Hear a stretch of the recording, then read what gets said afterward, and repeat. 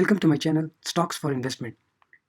If you are visiting first time, please hit the bell icon and subscribe to get regular updates and notification.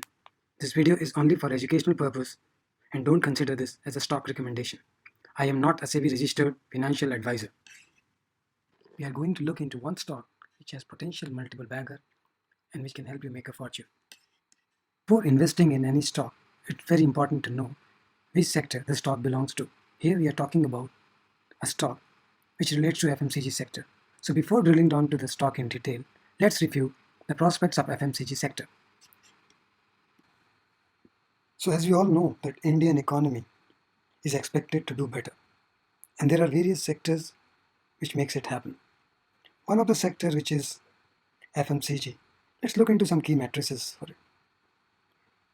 The FMCG market in India is expected to increase at a CAGR of 14.9% to reach almost $220 billion by 2025, and from $110 billion in 2020. That's what the forecast was. The Indian's package food market is expected to do a considerable $70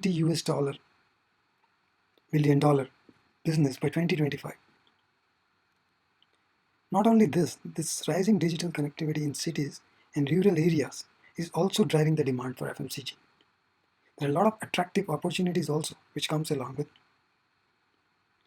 There is an increase in the disposable income which rural India has now, and FMCG has an option to penetrate deep into the rural markets, which gives it a bigger room for growth.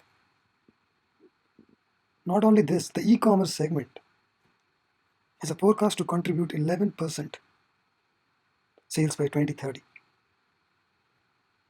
And how this policy is being supported by government, there are a lot of PLI schemes. So PLI stands for Production Linked Incentive, which gives companies a major opportunity to boost their export with an outlay of almost US dollar ranging in 1.42 billion. Not only this, it has also created higher investments.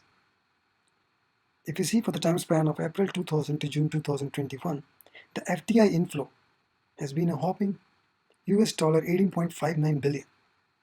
So you can expect where this FMCG sector is going to be in next 5 to 7 years.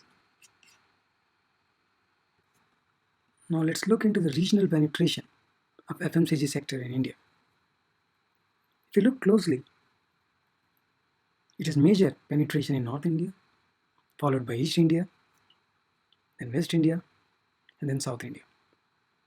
What it means that FMCG sector has a much more bigger role to play across the other regions of country. If you see for the revenues from 2016 to 2020, in 2016, the FMCG sector contribution to revenue was $49 billion, which moved to almost $110 billion in 2020. It is more than the double. This gives us a clear indication that how good FMCG growth is, and with India's increasing population, it's always going to be in the uptrend. Now, as we have covered FMCG sector in detail, now let's look into the stock which we are talking about. So here the stock market capitalization is 69,000 crore. So that means roughly it comes in the category of large cap. And if you look into the holdings, you have promoter holding at present 34.72%, FIIs as 25.36%, DIIs as 13.71%, government as 0.01%, and public holding pattern is at 26.20%. So if you see, the promoters holding has been almost steady at around 34 to this. There has been a slight change in FI and DIs. It was more in 2020, and the DIs have been selling, and then it's going up now. But foreign investors have been buying heavily on this. So looking at the market capitalization and the shareholding pattern, this gives us a clear indication that this stock has further more potential to become something big and to fall into the categories of 7 lakh, 10 lakhs capitalization. Now let's look into the stock revenue across the globe. If you see, the major contribution to its revenue, that is 70%, comes from India, United States contributing 13.2%, with UK and Europe is 11.6%, Canada 3.3%, Australia 1.1%, Middle East 0.3%. So it clearly shows the major penetration on its revenue or contribution on its revenue is from India, US, and UK. Now, for any stock which is doing good or bad at times, with the market fluctuations, it's very important to know how a stock reserves and borrowing has been affected. So, if you try to analyze from year 2011 to 2022 about the stock reserves, if you see, they're all in crores. So it is 3,895 crores in 2011 to 4,500, 4,700, 2020, 13,723. And this is the time of COVID, and the stock was hit by COVID. There is not much of a significant dent to this reserves, which rose to 14,000 in 2021. And if you see in 2022, it's 15,000. So the stock reserves, the company reserves is constantly growing, which is a very good sign. Now let's look into the borrowing part. If you look into the borrowing part, I think in 2011, the company's borrowing was 1,000 crores, which reduced. And since then, it has been somewhere around this range. In 2022, if you see, it's somewhere around 14,000, 1,400. So it looks like the company borrowings has not shoot up in an alarming manner, which is a very good sign for any stock. So going by company's reserves and borrowing, this gives us a very positive indication about the stock. Now, as we have looked into the borrowings and the assets, now let's look into how the company's profit margin has been growing. So if you look from 2011 to March 2022, let's look into the company's profit. It's 254 crores. And from there, it's constantly growing. In between, I think we had a hiccup. Then from there on, 496, 408 in 2019, 460 in March 2020, 2021, 857. And by 2022, it has gone to 936. The similar profit trend can be seen in this EPS. If you see it starting from 4 to 5, 6, ranging till 7, 6, 9, and now presently in 2022, it has an EPS of 10.15. This gives us a very good indication that company is able to make consistent profit. And for any stock to become a multi-bagger, you need the stock to be consistent.